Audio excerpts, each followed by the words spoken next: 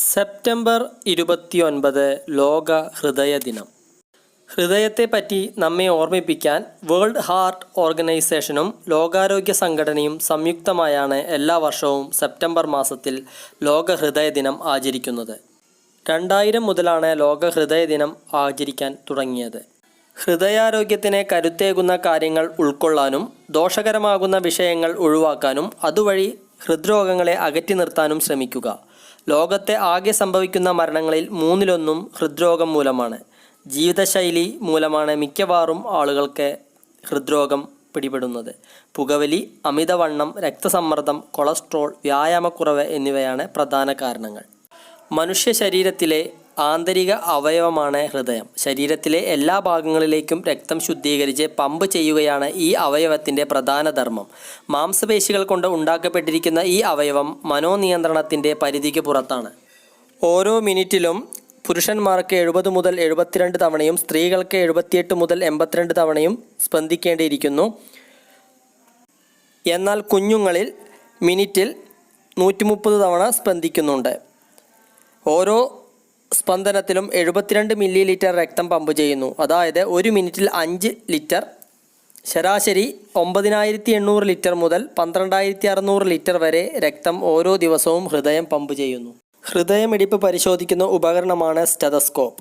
ഹൃദയമാണ് നട്ടെല്ലുള്ള ജീവികളിൽ ഭ്രൂണാവസ്ഥയിൽ വെച്ച് ഉണ്ടാകുന്ന ആദ്യത്തെ അവയവം. മാംസപേശി കൊണ്ടുണ്ടാക്കിയ ഒരു അവയവമാണ് ഹൃദയം. ഓരോരുത്തരുടെയും ഹൃദയത്തിന് അവരവരുടെ മുഷ്ടിയോളം വലിപ്പമുണ്ടാകും. ഏകദേശം 250 ഗ്രാം മുതൽ 300 ഗ്രാം വരെ തൂക്കമുണ്ടാകും. നെഞ്ചിൻ്റെ മധ്യഭാഗത്തു നിന്ന് അല്പം ഇടത്തോട്ട് മാറിയാണ് ഹൃദയം സ്ഥിതി ചെയ്യുന്നത്. മുൻവശത്തെ നെഞ്ചെല്ല്, വാരിയെല്ല് എന്നിവയാലും പിറകിൽ നട്ടെല്ല്, വാരിയെല്ല് എന്നിവയാലും ഒരു പ്രത്യേക അറയാൽ അത് സംരക്ഷിക്കപ്പെട്ടിരിക്കുന്നു. ഏറ്റവും ഭദ്രമായി പ്രകൃത്യാ സൂക്ഷിക്കപ്പെട്ടിരിക്കുന്ന 2 അവയവങ്ങളിൽ ഒന്നാണ് ഇത്. മറ്റേത് തലച്ചോറാണ്. ഹൃദയപേശിയുടെ പുറത്തെ ആവരണത്തെ എപ്പികാർഡിയം എന്ന് പറയുന്നു. അതിനുള്ളിലെ സഞ്ചിയെ പെരികാർഡിയം എന്നും അതിനുള്ളിലെ മാംസപേശിയെ മയോകാർഡിയം എന്നും പറയുന്നു. ഏറ്റവും ഉള്ളിലെ പാളിയെ എൻഡോകാർഡിയം എന്ന് അറിയപ്പെടുന്നു. മനുഷ്യഹൃദയത്തിന് 4 അറകളാണ് ഉള്ളത്. ഇവയിലെ മുകൾ ഭാഗത്ത് 2 അറകളെ ഏട്രിയ ഓറിക്കിളുകൾ എന്നും കീഴ്ഭാഗത്തു സ്ഥിതി ചെയ്യുന്ന അറകളെ വെൻട്രിക്കിളുകൾ എന്നും വിളിക്കുന്നു. ഓറിക്കിളുകൾക്കും വളരെ ലോലമായ ഭിത്തികളും വെൻട്രിക്കിളുകൾക്ക് തടിച്ച ഭിത്തിയുമാണുള്ളത്. വലതുവശത്തെയും ഇടതുവശത്തെയും അറകൾ തമ്മിൽ നേരിട്ട് ബന്ധമില്ല. എന്നാൽ ഗർഭസ്ഥ ശിശുവിൻ്റെ വലതുവശത്തെയും ഇടതുവശത്തെയും ഓറിക്കിളുകൾ തമ്മിൽ നേരിട്ട് ബന്ധമുണ്ട്. പക്ഷേ പ്രസവിച്ചു കഴിഞ്ഞാൽ ഉടൻ തന്നെ ആ ദ്വാരം അടഞ്ഞുപോകുന്നു. വിശ്രമമില്ലാതെ പ്രവർത്തിക്കുന്ന ഹൃദയപേശികളുടെ പ്രവർത്തനത്തിന് ശുദ്ധരക്തം അത്യാവശ്യമാണ്. വലത്തെ ഏട്രിയവും വെൻട്രിക്കിളുകളും തമ്മിൽ ബന്ധിപ്പിക്കുന്ന കവാടത്തിലെ വാൽവിനെ ട്രക്ക് സ്പീഡ് വാൾവ് എന്നും ഇടത്തെ ഏട്രിയവും വെൻട്രിക്കിളും തമ്മിൽ ബന്ധിപ്പിക്കുന്ന കവാടത്തിലെ വാൽവിനെ മൈട്രൽ വാൾവ് എന്നും വിളിക്കുന്നു. ശുദ്ധരക്തം ഹൃദയത്തിൽ നിന്നും പുറത്തേക്ക് വഹിക്കുന്ന രക്തക്കുഴലുകളെ ധമനികൾ എന്നും ശരീരഭാഗങ്ങളിൽ നിന്നും ഹൃദയത്തിലേക്ക് രക്തം കൊണ്ടുവരുന്ന രക്തക്കുഴലുകളെ സിരകൾ എന്നും അറിയപ്പെടുന്നു. ഹൃദയത്തിൻ്റെ അറകൾ വികസിക്കുകയും ചുരുങ്ങുകയും ചെയ്യുന്നതിൻ്റെ ഫലമായി ഉണ്ടാകുന്നതാണ് ഹൃദയസ്പന്ദനം. ശരീരം മുഴുവൻ കയറി വരുന്ന രക്തം ആദ്യം വരുന്നത് ഹൃദയത്തിലെ വലത് ഇന്ദ്രിയത്തിലേക്കാണ്. ഹൃദയമിടിപ്പിൻ്റെ തോതിലും താളത്തിലുമുള്ള പിഴവ് കണ്ടുപിടിക്കാൻ ഉപയോഗിക്കുന്ന ഉപകരണമാണ് ECG. ഇലക്ട്രാ കാർഡിയോഗ്രാഫ് എന്നാണ് മുഴുവൻ പേര്. ഡച്ചുകാരനായ വില്യം ഐന്തോവനാണ് ഇത് കണ്ടുപിടിച്ചത്.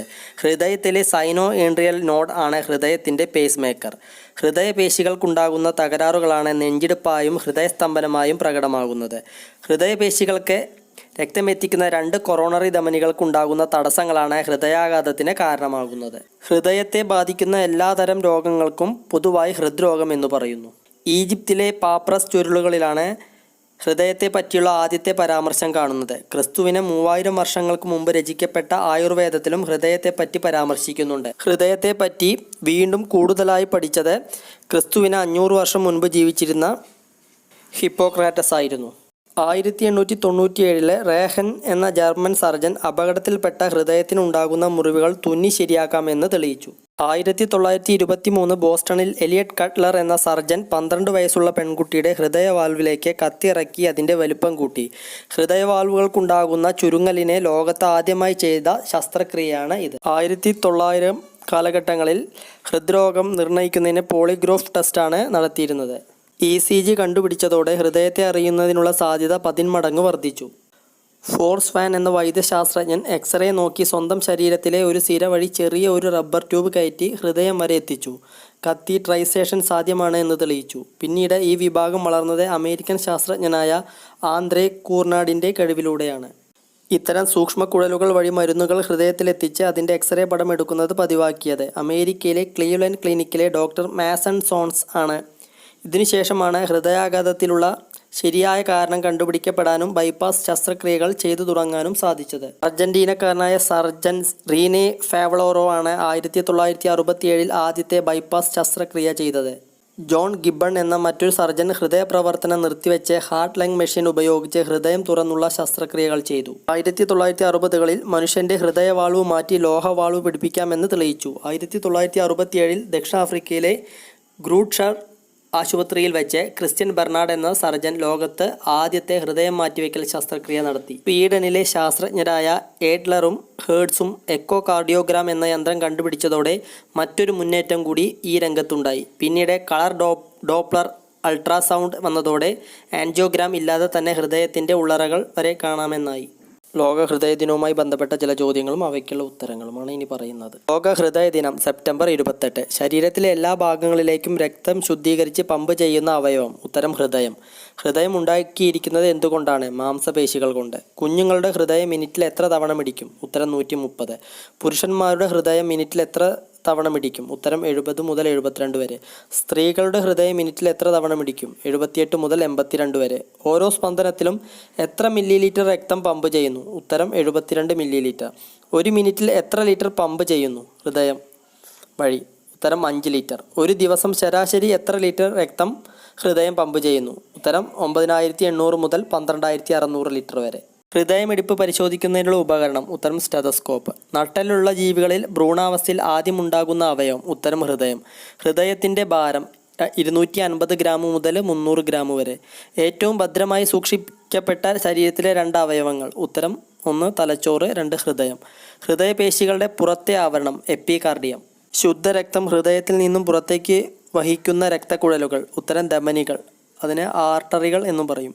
ശരീരഭാഗങ്ങളിൽ നിന്ന് ഹൃദയത്തിലേക്ക് രക്തം കൊണ്ടുവരുന്ന രക്തക്കുഴലുകൾ. ഉത്തരം സിരകൾ അല്ലെങ്കിൽ വെയിനുകൾ. രണ്ടും ഒന്ന് തന്നെയാണ്. ECGയുടെ മുഴുവൻ രൂപം. ഇലക്ട്രാ കാർഡിയോഗ്രാഫ്. ECG കണ്ടുപിടിച്ചത് വില്യം ഐന്തോവൻ. ഹൃദയത്തിൻ്റെ പേസ് മേക്കർ. സൈനോ atrial node. ഹൃദയത്തെ ബാധിക്കുന്ന എല്ലാവിധ രോഗങ്ങൾക്കും പൊതുവായി പറയുന്ന പേര് ഹൃദ്രോഗം. ഹൃദയത്തെ പറ്റി ആദ്യമായി പരാമർശിച്ചത് എവിടെയാണ്? ഈജിപ്തിലെ പാപ്പറൈസ് ചുരുളുകളിൽ. ആദ്യത്തെ ബൈപ്പാസ് ശസ്ത്രക്രിയ നടത്തിയ സർജൻ. ഉത്തരം റീനെ ഫാവളോറോ, 1967. ഹൃദയപ്രവർത്തനം നിർത്തിവെച്ച് തുറന്നുള്ള ശസ്ത്രക്രിയ ചെയ്ത ആദ്യ സർജൻ. ഉത്തരം ജോൺ ഗിബ്ബൺ. ഹൃദയം മാറ്റിവെക്കൽ ശസ്ത്രക്രിയ ആദ്യമായി നടത്തിയ സർജൻ. ഉത്തരം ക്രിസ്ത്യൻ ബെർണാഡ്. ഹൃദയം മാറ്റിവെക്കൽ ആദ്യമായി നടപ്പാക്കിയത് എവിടെ? 1967 ദക്ഷിണാഫ്രിക്കയിലെ ഗ്രൂട്ട്ഷർ. എക്കോ കാർഡിയോഗ്രാം കണ്ടെത്തിയത് ഏഡ്ലർ, ഹേർട്സ് എന്ന 2 പേര്. പെരികാർഡിയത്തിലെ മാംസപേശിയുടെ പേര് മയോകാർഡിയം. എപ്പികാർഡിയത്തിനുള്ളിലെ സഞ്ചിയുടെ പേര് പെരികാർഡിയം. സെപ്റ്റംബർ 29 ലോക ഹൃദയ ദിനവുമായി ബന്ധപ്പെട്ട ഈ വീഡിയോ എല്ലാവർക്കും ഇഷ്ടമായി എന്ന് വിചാരിക്കുന്നു. നന്ദി.